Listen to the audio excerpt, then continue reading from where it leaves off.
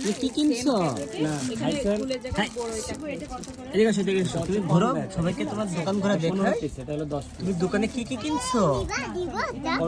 হ্যাঁ ভাই, দোকানদার কত করে? এটা একটু দেখান তো, এটা একটু দেখান, এখানে একটু দেখান। আচ্ছা আচ্ছা, রেড কালার হচ্ছে যে এটা একটু দেখান তো।